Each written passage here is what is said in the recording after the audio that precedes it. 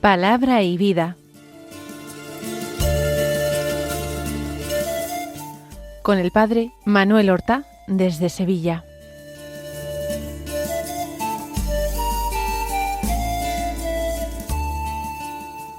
En el nombre del Padre, y del Hijo, y del Espíritu Santo.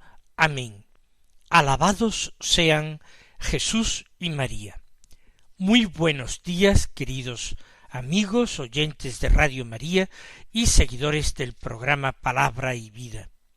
Es hoy el día del Señor. Es el primer domingo de la Cuaresma. Comenzamos a vivir la primera semana. Ha sido un prólogo el miércoles de ceniza y los 3 días que lo siguieron. Ahora empieza la primera semana de Cuaresma. Y nosotros no descuidamos el escuchar la palabra de Dios con mucha atención cada día, con el deseo de ser enseñados por el mismo Dios, con el deseo de convertir en vida lo que escuchamos como palabra de Dios. No estamos, desde que empezó la Cuaresma, haciendo la lectura continuada de ningún libro. Los domingos, por otra parte, tampoco en el tiempo ordinario siguen una dinámica de lectura continuada. En el ciclo C de lecturas, en el que nos encontramos, se lee con más abundancia el Evangelio de San Lucas, y eso es lo que hacemos hoy. Del capítulo 4, escuchar los versículos 1 al 13 que dicen así: En aquel tiempo Jesús, lleno del Espíritu Santo, volvió del Jordán, y el Espíritu lo fue llevando durante 40 días por el desierto, mientras era tentado por el diablo. En todos aquellos días estuvo sin comer, y al final sintió hambre. Entonces el diablo le dijo: Si eres hijo de Dios, di a esta piedra que se convierta en pan. Jesús le contestó: Está escrito, no sólo de pan vive el hombre. Después, llevándole a lo alto, el diablo le mostró en un instante todos los reinos del mundo, y le dijo: Te daré el poder y la gloria de todo eso, porque a mí me ha sido dado, y yo lo doy a quien quiero. Si tú te arrodillas delante de mí, todo será tuyo. Respondiendo Jesús, le dijo: Está escrito, al Señor tu Dios adorarás, y a Él solo darás culto.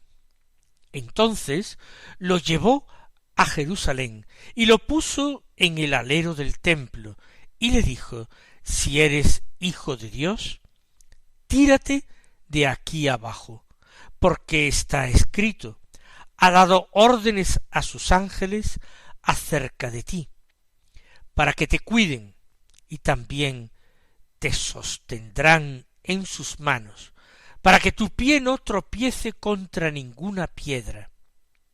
Respondiendo Jesús, le dijo: Está escrito, no tentarás al Señor tu Dios.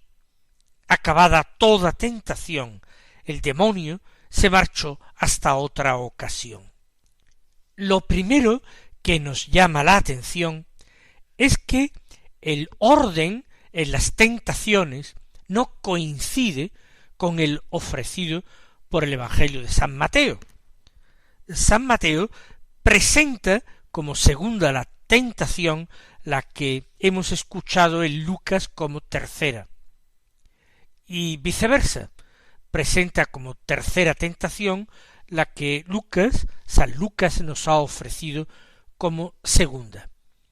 A primera vista parecería que el orden dado por San Mateo es más lógico. Parecería probable que la última tentación fuera ya ese intento descarado y desesperado de hacer caer a Jesús por medio de esa burda tentación de si te arrodillas delante de mí y me adoras, entonces te daré el poder y la gloria de todos los reinos. Aquí se le dice, si te arrodillas delante de mí, todo será tuyo. Sin embargo, el orden en que presenta San Lucas sus tentaciones también tiene un sentido, de tal manera que vamos a tomar cada evangelista en su especificidad, no tratando de llevar el uno al otro, ni tratando de hacer una concordia que es imposible. Vamos a comentar con detalle este texto. En primer lugar, se dice que Jesús, lleno del Espíritu Santo, volvió del Jordán. De hecho, él había ido al Jordán cuando entendió que era el momento de comenzar su vida pública. Fue al Jordán a encontrarse con Juan Bautista, con su bautismo, a recibirlo, a anunciarlo, a conocer a los primeros apóstoles, a aquellos primeros hombres que el Padre les iba a dar como discípulos, como compañeros, como apóstoles. Jesús volvió del Jordán y ahora el Espíritu Santo, del cual estaba lleno, se nos acaba de decir, lo fue llevando durante 40 días por el desierto mientras era tentado por el diablo. Parece que San Lucas presenta la estancia de Jesús en el desierto como un caminar durante 40 días, porque lo fue llevando durante 40 días por el desierto el Espíritu Santo. Quizás San Lucas a sus lectores quiere ponerlos más claramente en la pista de la semejanza de la estancia de Israel en el desierto durante 40 años, con esa estancia de Jesús en el desierto también, aunque lógicamente durante 40 días tan solo. Es un tiempo de plenitud, un tiempo perfecto, en el que Dios puede actuar. Aquí Jesús es llevado y dócilmente se deja conducir. El Hijo de Dios, el Mesías de Israel, el que ha acudido al Jordán, impulsado por el Espíritu, ahora, a impulsos del Espíritu, se continúa moviendo, pero ahora por el desierto. Es un momento de prueba, así lo fue para Israel su estancia en el desierto. Un momento de prueba en que el pueblo israelita fue encontrando distintas dificultades, experimentó hambre que sería saciada con el maná, experimentó sed que sería saciada con el agua que manó de la roca. El pueblo sufrió tentaciones de desánimo, tentaciones de volverse hacia atrás, de considerar extremadamente dificultosa y peligrosa su situación en el desierto. Todo eso lo vivió el pueblo de Israel. Y Jesús revive tentaciones semejantes, parecidas, en su estancia en el desierto. Él asume perfectamente en sí el destino del pueblo elegido, la vocación del pueblo elegido. Él es el Mesías de Israel. Y entonces va siendo llevado por el Espíritu, por el desierto, mientras era tentado por el diablo. Como Israel. Israel también fue tentado, poderosamente tentado, porque su hambre y su sed y su desánimo no fueron sino tentaciones. Lo mismo que fue no ya tentación, sino pecado grave, el construirse el becerro de oro para rendirle culto ante la ausencia prolongada de ese Moisés que había ido a hablar con Dios, pero que no terminaba de regresar nunca. Jesús es tentado en el desierto a lo largo de su travesía por él, impulsado por el Espíritu Santo, pero tentado por el espíritu inmundo. Nos dice a continuación San Lucas que en todos aquellos días, 40 dicho, estuvo sin comer y al final sintió hambre. Es un ayuno prolongadísimo. Si lo entendemos en un sentido literal, hemos de decir que algunos santos en la Iglesia ayunaron también de una manera rigurosa durante toda la Cuaresma, sintiéndose al final, por supuesto, de este ayuno desfallecidos. Ahora Jesús vive una Cuaresma en el desierto, un periodo de 40 días de preparación, de lucha contra el diablo, de aplastamiento de la tentación. Este sentido tiene también nuestra Cuaresma. No venimos a la Cuaresma simplemente para pasar tiempos de contemplación gozosa de Dios, de experiencias unitivas con Dios. Será lo que Él quiera, pero nuestra primerísima intención es ir al desierto a combatir al diablo, como Jesús hizo, exactamente como Jesús hizo. Y la privación de tantas cosas, privación que hay que sufrir para habitar realmente en el desierto, engendra deseos y aviva la fuerza de las tentaciones.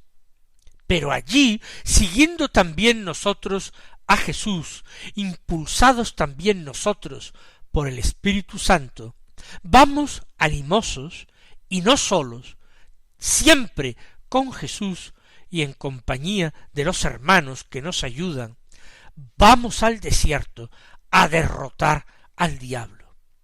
Y vamos con decisión, vamos con valentía y vamos incluso con alegría, porque sabemos que el Señor nos dio ya la victoria, resucitando de entre los muertos.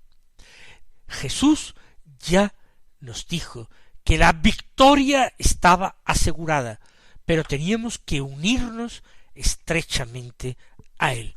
Por eso ahora lo miramos, por eso ahora nos hacemos uno con Él, en la escucha de la palabra de Dios, de la voluntad del Padre y de la obediencia.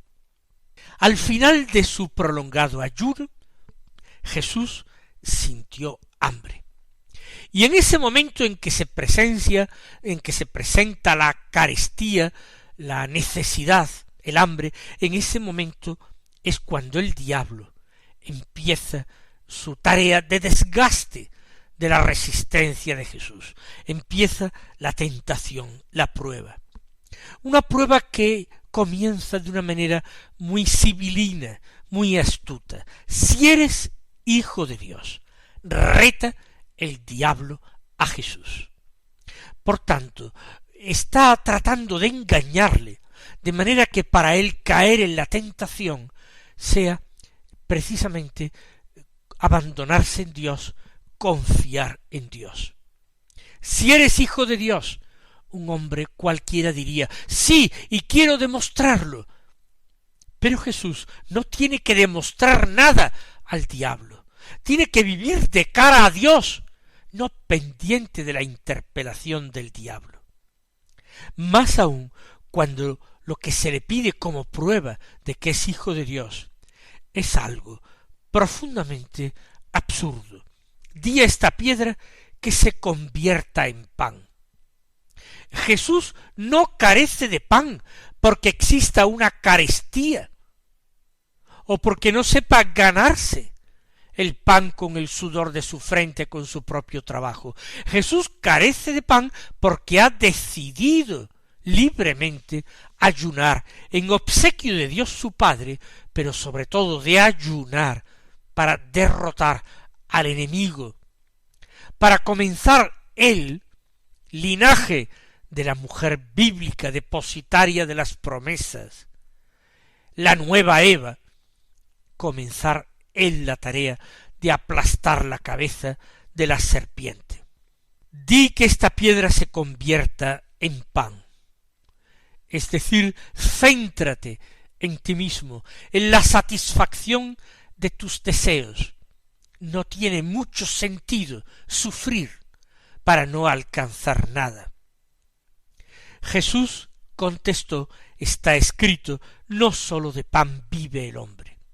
Jesús acude a la palabra de Dios, acude al libro del Deuteronomio para callar la boca al diablo. Pero como a mí me gusta repetir y que todos los oyentes se fijen en ello, Jesús no argumenta con el diablo usando sus propias palabras, sino que a cada tentación opone la palabra de Dios. Calla al diablo y lo rechaza con la palabra de Dios. La segunda tentación es, después llevándole a lo alto, el diablo le mostró en un instante todos los reinos del mundo y le dijo, te daré el poder y la gloria de todo eso, porque a mí me ha sido dado y yo lo doy a quien quiero. Comienza con una serie de afirmaciones muy atrevidas, en las que sin embargo puede haber un asomo de verdad, siendo sin embargo el mensaje transmitido rotundamente falso. En San Mateo se dice que les mostró todos los reinos del mundo y su gloria, y se los prometió. Aquí el diablo afirma que él puede darle a Jesús el poder y la gloria de todo el mundo porque le ha sido dado a él y él puede distribuirlo y repartirlo. Y esto no es cierto. Dios le ha permitido de una manera muy controlada y medida ejercitar un dominio sobre la creación, pero nada más. No le ha sido dado. No ha sido un regalo para él. Todo ha sido creado para el hombre, no para el diablo. Para el diablo nada creó Dios. Y también es falsa la afirmación de que yo lo doy a quien quiero. Es imposible que él lo dé porque él no es el dueño. Eso sí, siempre puede engañar y conceder falsos dones, que no enriquecen, sino que en el fondo empobrecen, que no salvan, sino que en el fondo condenan, que no hacen más feliz, sino que en el fondo comunican y contagian desgracia y tristeza. Y termina en el colmo de su falta de vergüenza, diciéndole a Jesús, si tú te arrodillas delante de mí, todo será tuyo. ¡Cuánta ignorancia y soberbia la del diablo! Si ya todo era de Jesús, porque el Padre había puesto todo en las manos, porque todo había sido hecho por él y para él, porque el Verbo estaba junto al Padre desde el principio. ¿Cómo se atreve a decirle que todo será tuyo cuando ya lo era y pedirle que se arrodille y le dé culto? Jesús responde de nuevo con la palabra de Dios. Está escrito, al Señor tu Dios adorarás y a Él solo darás culto. Sólo a Dios debemos dar culto, aunque el hombre se sienta muy inclinado a adorar otras realidades. Realidades a veces brillantes y que le sugieren que en ellas podrá apaciguar su hambre y su sed de vida y de felicidad. Todo será tuyo.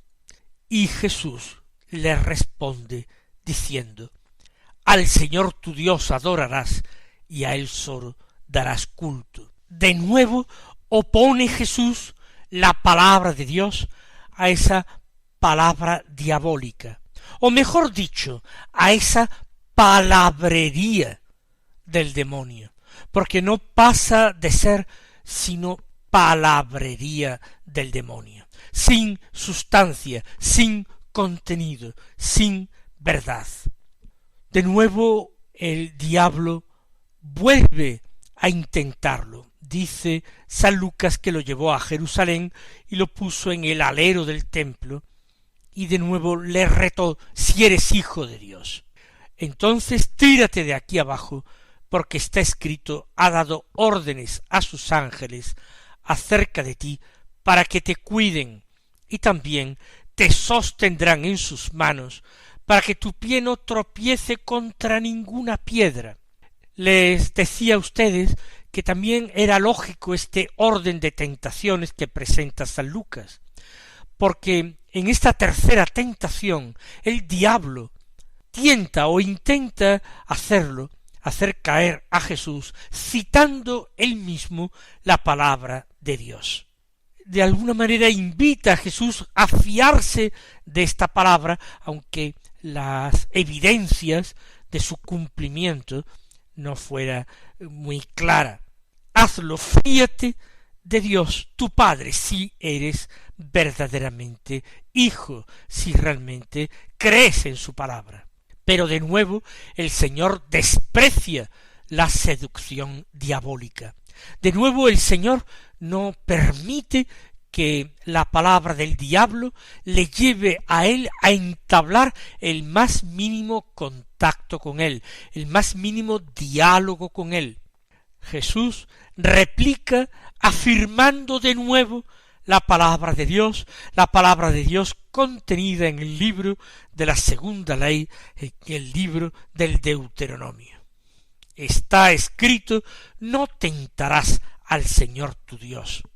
A Dios no se le puede poner a prueba, ni bajo excusa de que así me fío más de él, ni bajo ninguna otra excusa. No se puede poner a prueba a Dios, retarle, o como se expresa en el texto evangélico, tentar a Dios. Eso es la tentación de Dios, ponerle a prueba, tratar de obligarle a actuar, so pena de quedar en mal lugar, por ejemplo, y pretenden que Jesús a la fuerza actúe. Pero Jesús, como hemos escuchado, le recuerda aquello de la ley: no tentarás al Señor, no lo pondrás a prueba. Y acabada entonces toda tentación, el demonio se marchó hasta otra ocasión, lo que quiere decir que en otras ocasiones de la vida de Jesús también se presentó. Mis queridos hermanos, lo vamos a encontrar también en nuestra vivencia de la Cuaresma, pero el Señor nos ha mostrado la fórmula para enfrentarnos con el diablo: la escucha, la meditación, la repetición de la palabra de Dios. Que los colme de sus bendiciones, y hasta mañana si Dios quiere.